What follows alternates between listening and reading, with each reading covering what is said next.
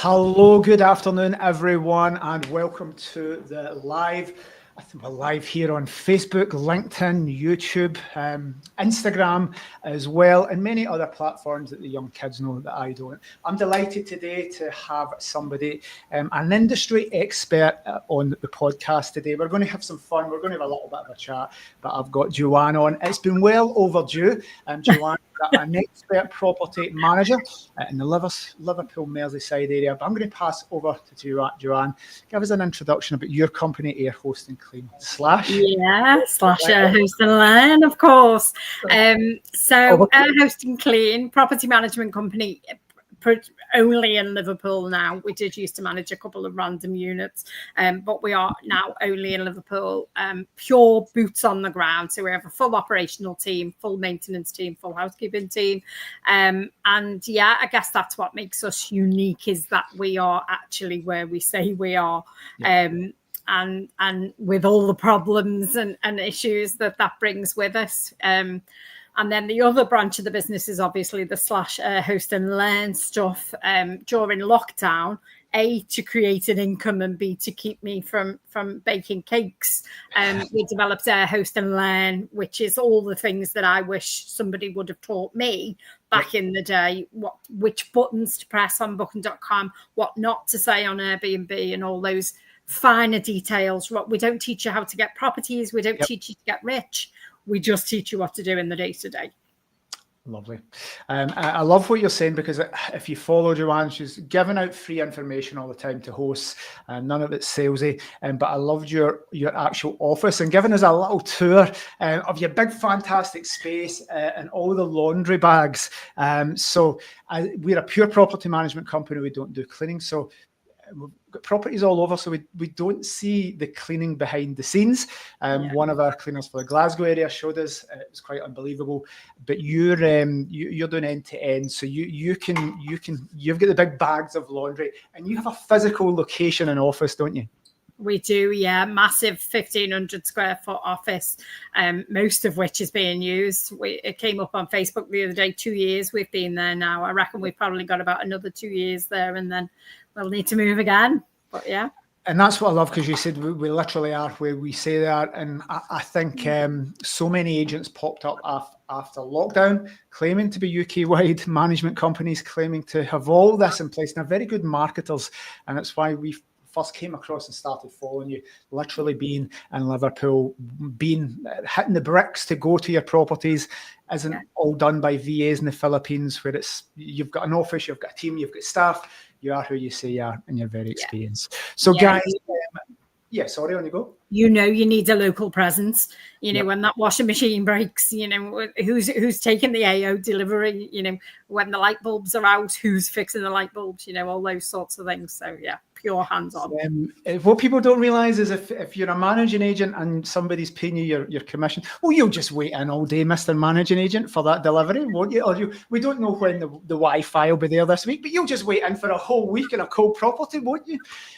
So we need to be local. Right, guys, there's some questions coming in. If you are watching live, we are talking about event management. This came up because lots of events happening in the Liverpool area. We're going to get into what we mean by events. But listen, lots of topics we could choose to chat about. It was the International Air Show in Scotland last weekend. We were fully booked, and it reminded me of Joanne showing us just how much laundry it had for an event. And what was that event? Was it a concert or the racing? I think it was probably Taylor Swift, because she did 3 nights. So we had, as well as our normal contractor bookings up until the Thursday, we had Thursday, Friday, Saturday. So we had 4 changes, probably 5 if you include the Saturday night, 5 changes of laundry in a week, whereas normally we only do 2. So. I suppose you're blessed in Liverpool as a city where lots of stuff happens. We started off, and we have lots of events where we started in the west coast of Scotland. If you follow Liverpool all the way up, you'll eventually hit the Ayrshire coast. And when we changed the brand to Pillow, we launched it in the same week as the Open Golf 2016. Now, we'd been operating for 10 years before that, but when we focused exclusively on this, it was the Open Golf at Trump Tunbury. No, it was either Tunbury or Royal Troon. I can't remember. I think it was Troon back then, actually. It was Troon. Yeah. 2016, and we had gone for that was our first major event, and I realized that property managers, individual hosts, or people with portfolios, there's a little bit of a difference. You need to plan for these big events. Lots of people get caught out, especially since we're near music venues in Glasgow, and we've got a team across the UK. And we need to tell them when this event happens, it's breaking point. I have a joke with our new franchisees, and I always say, guys, you're not a property manager until you cry. And everybody comes in and says, I won't cry. I'm a mum of 4 and I'm fine. And I'm an entrepreneurial guy. And it's events that break them because they'll get double bookings, people losing their keys, cleaners letting you down. So this is a big, massive thing for any Airbnb host, which is why I wanted to cover it. It can be local events. We talk about Swifties coming to see Taylor Swift. Do you see how cool I am, Joanne, and down with the kids? You know all the lingo. It's probably wrong. For us, we had the Air show at the weekend. We were fully booked across 42 properties in Ayrshire. We'll talk about some events, but it takes a little bit of pre-planning and you need some extra things. And again, we'll weave in, Joanne, because it's a bigger topic than just events. If hosts are watching, then say, well, nothing happens in my area because I'm in the country, but there are national events and things that happen. It could be Valentine's Day, it could be Easter, it could be Christmas and New Year. Christmas. So these are events, and we need to plan ahead for them. So guys, if you're watching live across any of the platforms, put the questions in, and we will bring in the question onto the screen. And I'm going to start. Here's Mark, and he's asking, what is the largest event you have ever done? I'll let you do that one first. Yeah, it's probably going to be Taylor Swift. 100% occupancy, but one-nighters. So we realised very, very quickly what we normally do for Grand National doesn't work for Taylor Swift because Grand National is a 3-day event. So we have a minimum 3 nights booking, and they're prepared to pay a premium for the full 3 nights. If you've already paid £1,000 for a Taylor Swift ticket, your mum ain't going to book you a house for 3 nights at £1,000. She might book you 1 night at £1,000, but she isn't booking 3 nights. So very quickly on, we realised that we needed to do these one-nighters, and of course we had to prepare our housekeepers because our housekeepers we just don't do one nights. We never have done for obvious reasons. So we had to prepare our housekeepers. We had to make sure there was no operational staff on holiday during those times. There is a whole heap. We had to make sure we had 5 sets of linen for all of these houses, rather than just 2 sets on the shelves. We have a continuous stock, and a whole lot of stuff that goes around that. But yeah, ultimately Taylor Swift was our biggest. If any of my team are on, and prove me wrong, but some of the big things, I think 4 years ago, we had COP26 in Glasgow, and it was massive for us, not just our properties, but other people's properties that wanted to do these very specific events. The open golf's always a nice one. We had that. Yeah. Next July for us. We've got non-refundable bookings as well, which I was really surprised about. Nice. So that's maybe we'll cover that next, actually, because there's a little bit of a debate now. You and I are managing agents, and it's our duty to, one of our 3 value propositions to hosts: maximise income, reduce stress, and free up time. And the freeing up time and reducing stress we do by just doing the stuff for them. But the third one there is around rates. So I'm going to cover that firstly because it's quite a topic, and you get a lot of abuse online for this if you're seen as maximising income. Now, like during lockdown and COVID, we ended up giving all our properties away for free to NHS workers, to people self-isolating. We didn't maximise, but I see people getting a lot of abuse, and especially for COP26 in Glasgow, the supply and demand factors meant that everywhere was booked a year in advance, and you could quadruple your money. What's your strategy, thinking, and approach to maximising income for events? Because it's our duty to get the most money for hosts, but we also need to be fair and reasonable to our guests, because if somebody's paying £2,000 a night, it's too much. They're not going to enjoy it. They're going to hate you. They're going to give you a bad review. So let's have a chat around pricing, because we want to price high, but how high do you take it? Yeah, we had just digressing a little bit. We had the opposite end of the spectrum with Taylor Swift and Eurovision. So, of course, we had Eurovision for Ukraine a few years ago. I don't know if it was last year or the year before, but the press made out we were making millions. We actually sat with one property empty in the end, believe it or not. That's how bad it was. It was absolutely atrocious. And it was partly brought on by the likes of myself thinking, oh, I'm getting carried away with all this hype and we're making millions. And we sold one unit for £50,000, literally, because when the date was announced, I put everything at, 500% and it was all fine until I could figure out where I wanted to be. I don't want to get caught up in that massive, sort of charade. So I set everything at 500% of where it should be and until I can figure it out. We got bookings at that rate, £50,000 for 3 apartments. I was like, oh, people are prepared to pay it, so we didn't quite go as high as 50,000, but we were certainly at the 20,000 for a week and things like that. And we stayed fairly high and we were getting booking after booking after booking. And everything led us to believe that we would, do really, really well. And of course, everything's on a 30-day cancellation policy, isn't it? Nobody was booking any non-refundable rates. So it was all great. And then at the 30-day mark, out of 50 properties, we ended up with 3 big bookings. Yeah. In the last 30 days, it was a really, really hard sell to the point where we ended up with 1 property empty and the owner was raging because everything he'd read in the press was that, everything was selling for millions and it actually wasn't. The reality was so much different. So that is the opposite end of the spectrum. So when Taylor Swift was first announced, because I'd never heard of her, 50 odd years of age, I've never heard of her. Yeah, I didn't think anything of it. So we had a couple of properties sell for £60 a night right next to the stadium because that's what they normally go for. And then I was like, oh, God, the owners are going to go mad. And I was that person that went on booking.com and I said, oh, I'm really sorry. We sold the property. I can't house you, and I cancelled a whole load of bookings. And there was lots of people really upset. And I get it. I've had it done to me, believe it or not, in Miami. It was Super Bowl and I booked it for $200 for 3 nights and I got cancelled on. And it cost me like nearly $1,000. So I know how it feels. But ultimately, I am there to make the most amount of revenue for my owners. But at the same time, on the flip side of that, that comes with an expectation from a guest. If a guest is paying £2,000 for a average terraced house in a not so nice area with rubbish in the street and kids in dirty nappies, then the expectation, is somewhat different to the reality.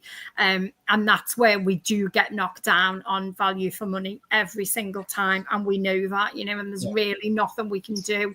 We can't sell for normal rates, end of season was a prime one. Liverpool were going to win the league at home, and that was just the way it was, and an average apartment for 2 nights was going for £2,500, and every review said it wasn't value for money. Of course. What am I supposed to do? Sell it for 500? It's funny you mentioned Eurovision because our team was sitting in Emma in Glasgow, and at that time, I'm going to say Naomi was dealing with Liverpool, and we put the prices up. So, guys, some of the questions are about planning ahead, and as a property manager, even for your own property, we need to be looking at the calendar. We've got nice pillow partner things we're giving them free. It has a calendar printed with the events on it, the big events, like as we said, Christmas, Valentine's Day, to plan strategies around doing maybe packages, but write in all the things that are happening in your area. Some things get announced like Taylor Swift or Ed Sheeran concerts. I think the most money was Ed Sheeran. People love it. We're right next to the Hydro Music here. But for Eurovision, it was either going to go to Liverpool or Glasgow. We had 5 properties in Liverpool, but we had 70 properties in Glasgow. So we were disappointed when it went to Liverpool. But we had the prices up for both in advance, and both the property managers were chatting, saying, "Well, if I get it," because they would get lots of money for their hosts. But there are things that are well in advance. Logistically, they need to plan them. You can put your rates up. Some questions about dynamic pricing software we'll go into next, because that's quite fortuitous, you should say that, because UEFA Champions League games were announced last week, and the first one is on the 17th of September, and they were only announced last week, and only that I saw 2 bookings come in for 3 nights midweek, and I thought, that's odd. Let me just go see what it is. Price Labs hadn't done anything about it. Really? It was literally sitting at 0, like normal rates. And so I messaged Josh. Josh is we have an outsourced revenue manager. I messaged Josh and I was like, shit, excuse my language, 17th of September to November, January. So we raised the rates, and now, of course, we're coming back down for that 17th of September date now. But we are nearly full. So it's not so much just the long-term stuff that you know about. It's the short-term stuff that could spring in at the last minute. And only when you've got more than one property can you see the trend. So it was the same for the golf. I was like, what's these July bookings next year? Nobody books for July next year. Yeah, golf. And then you can start to move your software the way it needs to move. Because, of course, pricing software, it doesn't know that Liverpool announced there was a football game on the 17th of September. It just knows that 50 people went on and booked accommodation for that one night. So that's when, if you're at the bottom of that algorithm, then you're getting the normal rates. You want to be at the top. So that's when you need to go in and still do something about it until Price Labs works out, oh, hang on, there's a trend here. Great stuff. There are lots of questions about dynamic price and Price Labs. So we'll cover that next and take a few questions from the audience. You'd mentioned pricing as well and expectations from hosts. I was trying to remember the dates. 2016, we'd said we took the first kind of open golf, and hosts, it was Airbnb. Hosts weren't self-listing on Airbnb, and we were getting £40,000 for a week to Rolex, to whiskey companies, to Sky, to golfers. I went round and gave keys to golfers. I don't know who these golfers were. We're giving keys to the world's best golfers, and I was like, I don't care. Don't know who they were. Didn't hold any interest to me. But then when it happened, I'll say 2024, all the hosts, because of the legacy of these high prices, people getting £1,000 a night for their property. The difference between 2016 and 2024, obviously there's the years, but everybody could put it on Airbnb, and there was a massive oversupply of properties. But everybody had the mindset, especially some of our hosts. Scott, you got me £1,000 a night back in 2016. Money, prices, inflation, we should be getting £2,000 a night. And ultimately, there was 20 times the amount of accommodation available now. But hosts still, as it's the open golf, well, you'll get Rolex in, Scott, won't you? Well, you'll get Drambuie, you'll get all these big sponsors, you'll get Canadian broadcasters like you did the first time. But the thing is, budgets have changed, and more properties on the market. So we as individual hosts need to manage the expectations, but there are things where things get announced and there's not enough property. That's supply and demand, and where supply and demand is unequal and there's less supply, more demand, like concerts and one-off things, they're going to be increase in pricing. I think if one of my team's on, they'll talk about the Commonwealth Games, and we're licensed in Scotland. We need to apply for a license, but thankfully Glasgow City Council say, well, we're going to relax the licensing laws and give people temporary licenses for this because we know there isn't enough accommodation. I did the Commonwealth Games many years ago. Lots of properties. I think it was even before there was Airbnb was a big thing. Old school, and filling these with athletes and things in Glasgow. But now, is this just random people putting their own house on, for example? You know, Airbnb's ramped up their marketing for you to. Airbnb started of renting a room in your house. We hijacked it as taking full houses and putting holiday lodges and taking properties from other portals. But yeah, Airbnb over the last few years, back to its roots of getting more listings on rooms in your house, avoiding the licenses in all these places like Barcelona, Madrid, 100,000 listings banned in Spain. So that gets round that to a certain degree. So they are one, going back to roots, and everyone knows Airbnb, but in 2016, hosts, we would get a percentage, and all we did was put it on Airbnb. They could do that themselves years later, so hosts could circumvent us doing that. Right, lots of questions about pricing and dynamic pricing software. We're going to come to that. Emma has a nice question. What extra resources do you put in place for big events? And Emma's a property manager in Glasgow that has dealt with big music events, lots of things. The Transmit Festival happens, lots of stuff there. What do you do? And what should hosts do in an event? You mentioned extra cleaning team, making sure staff weren't on holiday. What extra things do we need to do? We're getting the premium for the hosts, but there's extra costs associated with that. We need to do extra things. Yeah, definitely. So before the event, as part of our normal spot check processes, so things like Christmas, we're focusing on, has the property got baking trays, big baking trays, not little ones? Has it got plates? Has it got enough cutlery? Those types of things. We normally check, does it have enough cutlery? But if a house sleeps 8, we put 16 in, because at Christmas, when we're making the Christmas dinner, we need more. The same for things like Taylor Swift. Has it got enough glasses? Does it need an oversupply of glasses? People are coming and having a drink. Kids are having sweets. All those sorts of things. And they're what's crucial to the success of ultimately, the booking, really. And with regards to human resources, obviously it's people in the right place at the right time. So we've got a couple of staff, one who lives right by the ground, so he can walk to probably 20 properties if he had to. So we sent him home with a load of stuff in his car, extra sheets, extra pillowcases, extra pans, glasses, so his car became the store and he could walk to those properties. Whereas anything on the periphery can be served from the office because the roads are all open on the periphery. They weren't open within that sort of 2 square mile radius sort of thing. So it's thinking about road closures and planning for things like that, really. Guys, write that down. You want to write down bacon trays at Christmas. We've had emergency calls for fish slices. I think if Emma's on, I think we're going to get a 1-star review. If an Italian person's pot wasn't big enough to cook pasta, didn't want to cook it in 3 pots, wanted a big pot. Had 1-star reviews for not having a fish slice or a serving dish. These are things, especially if it's a different market coming from all over the world, with different cultures and expectations of what they would want, for example. Pasta.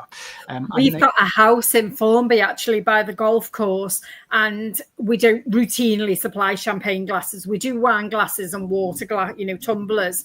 And somebody must have brought a champagne glass, and there's one left in the cupboard. And the review said there wasn't enough champagne glasses, but actually, this was a 4-star, 5-star house. It should have had champagne glasses, so we sent them ultimately, but. Yeah. And this is the thing, is as hosts and property managers, you can put in what you think is reasonable. There's always going to be guests out there that expect more, which leads us to the next question, guys. For events, do you add in any special welcome packs? Emma, we did one. What was it you did extra for? I think it was Transmit Festival, because Transmit is the kind of Glastonbury of Scotland, for anybody watching. But over the years, it's carnage because it's a music festival. People lose their keys and come back. Things get ruined, not intentionally, because people kind of fake tan and all these things. So I think Emma put a little welcome pack in. I don't know if it was wet wipes and all these things specific for the guys going to Transmit Festival. We printed a little thing. And there was two reasons behind this. One, it was a thing to just welcome them in because prices were inflated for that 2-day concert. So it justified it as a little bit of a wow factor for them coming in. But secondly, within that, here is things Emma can put in if she's still on. Here's some wet wipes for your makeup. Don't, because it costs a lot of money. You will ruin this.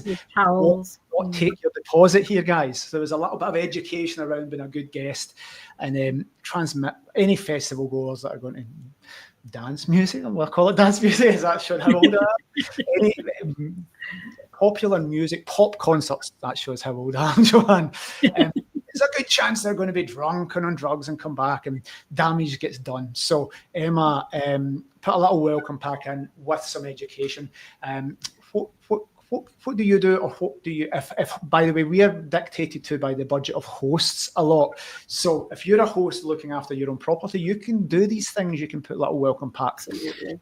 What's some nice touches you've seen? Yeah, we usually spend no more than 10 or 20 quid on these packs, and we don't even have enough baskets for everybody. But we've got, a handful of baskets in the office, and generally, I shouldn't say it, but wine and beer is always a good one. So Grand National, for example, wine, beer, some sweets, some chocolate, and, a tin of biscuits, nice biscuits or something like that. And the Racing Post, of course, that they produce it on a Tuesday, ready for Thursday, and it's very, very relevant. The same for Taylor Swift. We didn't put the alcohol in. We used Schlur and, cans of pop and things like that, because obviously it was aimed at kids. More sweets, more crisps, that sort of thing. And a few little postcards, Taylor Swift type postcards and colouring books and things like that. But anything that's relevant to the event, really. I don't know what we're going to do for the golf. We'll have to think about that. But it doesn't need to be any more than £10 or £20. And if, in some cases, we're making £2,000 when we're really, a normal weekend goes for about 800. 20 quid's nothing. Yeah, for sure. I'm thinking, I can't see it, but we did a book of Glasgow slang, because we have different words here, as we do in Liverpool as well. Scouse, it's the same as Scottish. So there'll be a little thing in it. You can get it for the pound shop. You can probably get 3 for £1. They're always nice things for your local area when international guests are coming. Right, lots of questions about dynamic pricing. I'm going to, there was a question here. I want to bring this up. Right. We'll talk about what dynamic pricing is. So firstly, guys, Tom mentioned dynamic pricing. Claire mentioned dynamic pricing. How valuable is dynamic pricing software, and does it pay for itself in reality?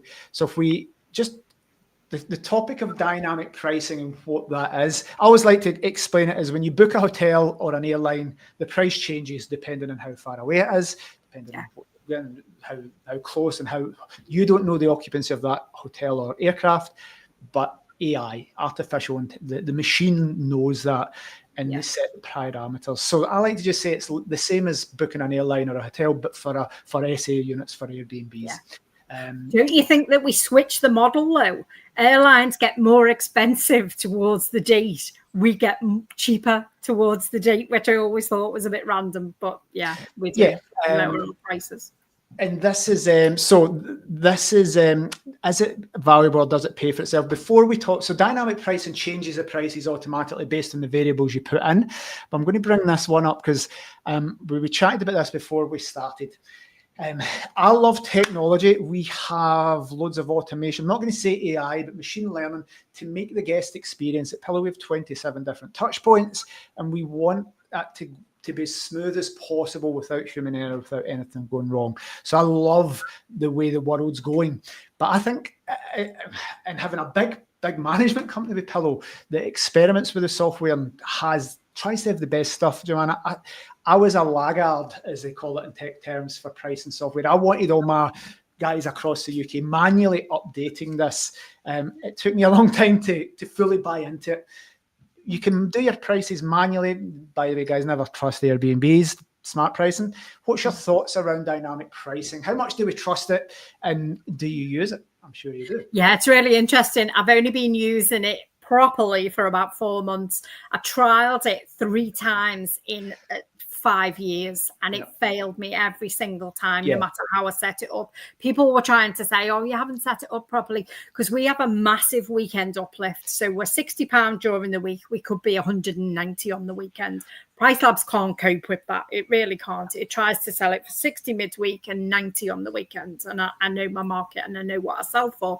So it's always failed me. And it just takes so long to do as an individual. Every day you have to be looking at the rates, looking at the prices, looking at the events, So about 6 months ago, I put a call out for revenue management assistance. Found a great guy, used to work with host seasons, hotels, everything. And now he is my dedicated revenue manager, subcontracted, and he uses Price Labs. And the more I'm doing with him, the more I'm realizing what mistakes I made. I made assumptions that Price Labs would do it for me. And as we just found for the 17th of September for that Champions League, it won't. You still have to do all this. But on the flip side of that, somebody said, is it worth it? So, of course, Bri's our finance director, him and I are trying to answer that question, because don't forget, if we make £100 more a night, we only get 18% of that. We don't get that £100. So we have to make sure that we're earning on management fees $300, and I think our bill's about $400 a month on Price Labs, and obviously a lot more for the revenue manager. So I've got to make that and more to make it worthwhile for Price Labs. So the answer is, I don't know whether it's worthwhile. I am pretty sure it is, because even just on last weekend, we looked at a few bookings last weekend, and Bri was like, what would you have priced that at?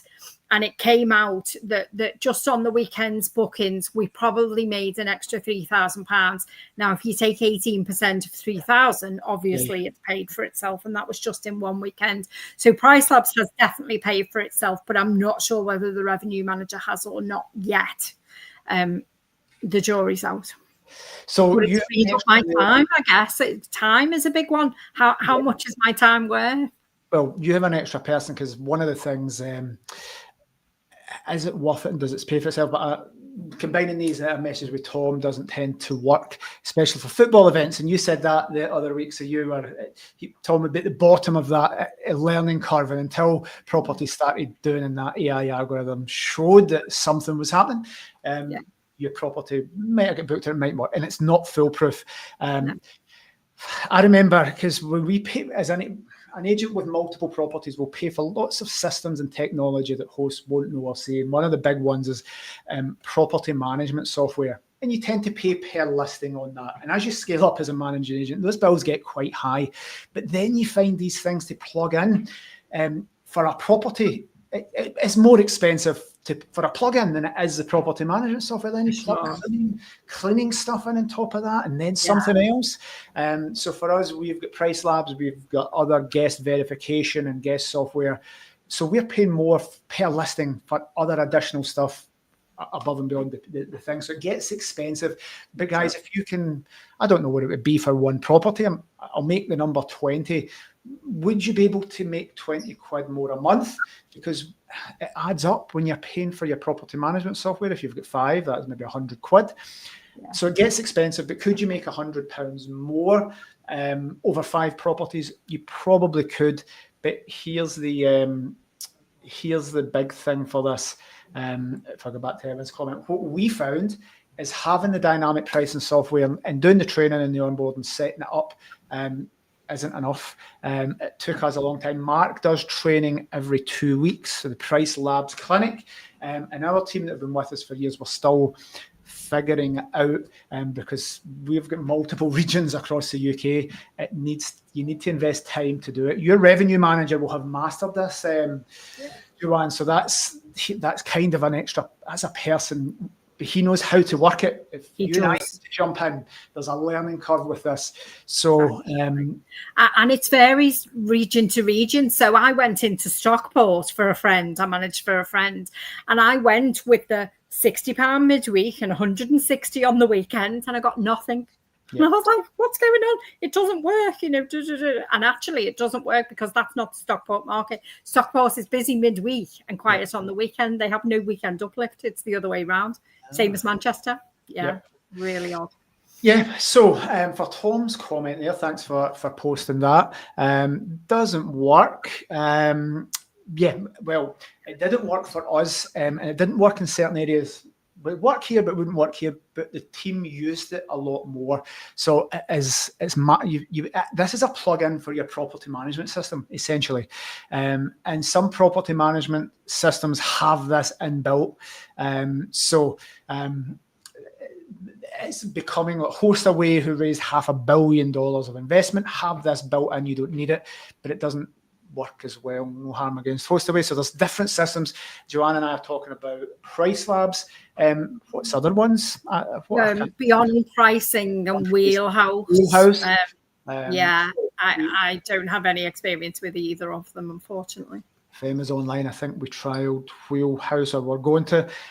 So sometimes you're limited to what you can plug in to your property management software. So I used to do it all manually via Zeevoo. Zeevoo have something called rate rules. So I can go on, but it relies on me doing it. So I can go on and say, right, 17th of September, increase all prices by 20%, or just increase these, these local properties by 10% or whatever. And that worked really, really well for me. It meant that the likes of Taylor Swift and stuff, I could raise the price to 500% until I worked out where I needed to be. It was a real help. But I just wouldn't price the way Price Labs does. Sometimes the rates come in, I think, how on earth I wouldn't pay that for that. And, it is what it is. Funny, Emma, we're near where we are recording this at the moment. Emma had ones and she sat down with the host and the host was like, I cannot believe. He's like, what are you doing charging £1,000 a night for that? And it was Price Labs that did it, and we got it.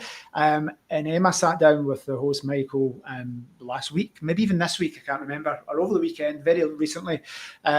And some of the prices you wouldn't think of charging, you go in and you're like, I've just got a big booking, but you wouldn't dream of putting it on that because it would be unrealistic expectations.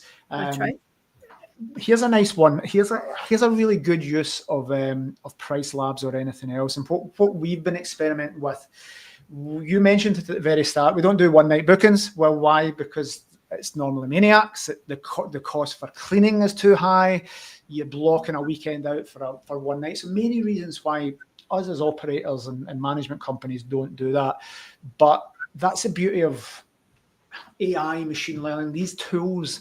You can set the rules up to say, if I happen to get if I have a day, if you had Monday, Tuesday, Wednesday, and you checked out on Thursday, and then you had a weekend booking for Friday, Saturday, Sunday, you'd be quite happy with that. 6 days out of, you wouldn't be trying to squeeze in that extra day and hitting social media to sell a day.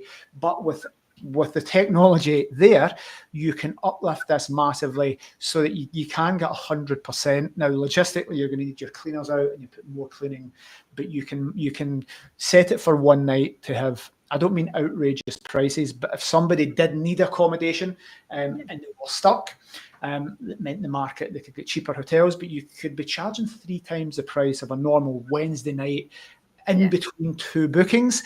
And if you set that up correctly, you can take one night bookings. But guys, you need to check your rules, because what you don't want is an average price that's below, especially if your parameters because it goes up, but it also goes down as well. Yeah, you've got to know your minimums, and you've got to know your numbers inside out. This is the thing. There's no saying, oh, I won £100 a night. You've got to know what your profit is on £100 a night, and will people pay £100 a night? So it's both ends of the spectrum. Funny you say that is a great segue into the next comment and question here from Claire. Do you use Price Labs analytics tools to assess live market conditions? Now, you're shaking your head there. If the team are on that do this, you can comment or bring it up. But there's been a few comments to that. As a predictive algorithm, it can only learn from the data there. I think good old-fashioned property management, Joanne, is your base level research. Hit Airbnb, hit booking.com, see what people are selling at. It's okay saying, oh, they're advertising at £190 a night. If they're sitting empty, they're not getting £190 a night, are they? But if they're selling next week for £90 a night, then that's more realistic. Price Labs, it has its little, they all have their limitations. And I tend to find, like, if I went on for Liverpool at the moment, somebody posted in our local group, we have a local WhatsApp group, what's everyone's average occupancy, because I'm looking at Price Labs data and it's telling me 81%. I was like, whoa, I wish. And actually, for the last 12 months, we were sitting at 69.8, I think. And of course, Price Labs is looking at the whole of the market. So it's looking at all these single operators with just one unit who are selling one night units. And yes, they are, you know, they're probably sitting at 90% occupancy, but they're not making any money. So it's given me data that's irrelevant to me. It's great because as managing agents, probably the first question we get asked, somebody will phone you up and somebody will phone me up, and as an example, say, what occupancy will you get me? Occupancy. Well, it's fucking irrelevant. Do you want 100% occupancy? Because I could set Price Labs up to book that, and automatically you would hemorrhage money. I could maybe get you 40% occupancy in a corporate let, or where you're getting a premium and you're too expensive for guests, but you've got a low occupancy but high profit margin. And occupancy is one of those statistics. We take it we assess what properties have done previously. We can set benchmarks of because we get reports from all our guys, see all their properties, and if one stands out with low occupancy, we would look at it. But occupancy levels isn't the most important one. It's profits at the end of the month. And it depends on the size of the house. You know, I've got some 10 beds. Who's booking a 10-bed Monday to Friday? Nobody. I sit at 20% occupancy. The owner's making thousands. Definitely. You know? The analytical tools on Price Labs. One nice thing for us, back in the day, you had to go and say, I would expect you, I would say if you give us this property, you would roughly make this a month or a year, and over the average, you'd make 25, 30, 40,000 pounds. People ask, what would you get? Another most frequent question, apart from occupancy, what would you get me a night for your property? Well, actually, there's 500 answers to that, because a Monday is different to a Friday. A booking of 2 weeks is different to a booking of 2 nights. Is it Christmas at evening? Is Taylor Swift on? So there's infinite amount of answers as to what price a property would get. We can say it would average out and get you X. But one thing that we use Price Labs for is reports for new properties, because what we never want to say as an agent, I'm sure you're the same, is over-deliver. If everybody used to get 3 agents out to sell their property, you get 3 letting agents, I would say the same is true for SA management companies.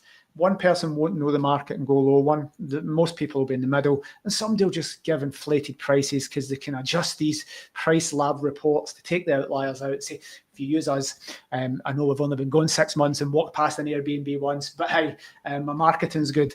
I'll get you 25, 30% more than the other agents are promising you. So you can use it for that, but we had to make decisions, and we need to make decisions. So regardless of what Price Lab says people can get, we can use these reports to say to hosts, here's what they did physically achieve last year, so that people are getting historical reports of what properties achieved last year. As you know, not always 100% accurate, but we can see some occupancy levels, we can get some benchmarks, we can see the average length of stay, which again would be accurate.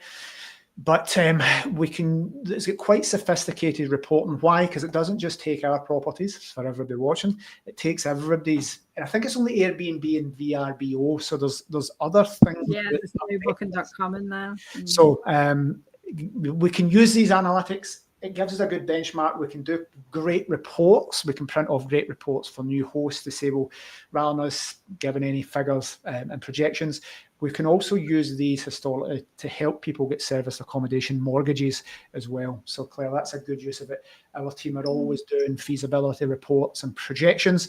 We like to back them up, because some mortgage lenders need a letter from an agent like Joanne with figures and projections here. Guys, when you're asking somebody, can you just tell me how much my property is? We can make a quick guess, but there is a lot of work involved. If I was a host and came to you, Joanne, and said, tell me how much my property will get next year if I buy this. That isn't just that. You can give an top of the head answer, but you want to give them an informed thing, which takes a lot of time. It's 4 hours to really research a property, to see the occupancy, the nightly rates, who's going to book it. Is there going to be contractors, high-end corporates, insurance companies, tourists? What level of service do we need to put in? So when you're asking agents, guys, remember, it isn't Joanne will know Liverpool. I don't know Liverpool. She'll be able to say, well, a 2-bed here will get you X. But there's a lot of work involved in actually getting a pricing strategy for your property and giving you projections, because somebody can pluck figures out there. We can use Price Labs, but you need to use somebody locally, wherever you are in the UK, to actually reasonably predict what that property is going to earn. It's not a nightly figure. No, definitely not. And sometimes, and also, I always want to under promise and over deliver. So I am always on the conservative side, and I always say I'm on the conservative side. And we've got a client success manager now. He keeps saying, I'm sure it'll do more than that. And I'm like, well, it might do, but and I do shoot myself in the foot sometimes, and owners go, oh, well, it's probably not worth it. And I'm like, that's as a minimum, and they go off and they do an AST or whatever. And it might have been a really good performing property, but I never want to be the one to put that owner in that position, that he hasn't got any money to, pay next month's mortgage, for example. So definitely. And I think post-lockdown, here's another thing with comparing the prices in 2016 to 2024. Same event, same golf event, different supply and demand factors. People bringing properties on now they've seen the courses, they've seen the gurus, they've seen the screenshots of how good here's my client's results. By the way, I sold a rent-to-rent deal for £5,000 and it made £5,000 a month for 5 years. By the way, that's never happened in the history of the world ever. Nobody. Would you sell a deal for £5,000 that made £5,000 a month hands off? It's never happened. I'd keep them all to myself. I wouldn't be a managing agent. I'd just manage my own properties. How many properties do you need to manage to make £5,000 a month? If you could sell a rent-to-rent deal that churned off £5,000 a month residual income, nobody would sell that deal. So we see these things online. But guys, remember, post-lockdown, anybody could it was impossible not to make money in serviced accommodation. And many people have that expectation. Post-lockdown, people were locked in for all that time. They had saved up all this money. They couldn't go abroad, or they didn't feel comfortable going abroad, and they had money to spend. Everybody jumped onto the bandwagon, and supply probably doubled in most areas.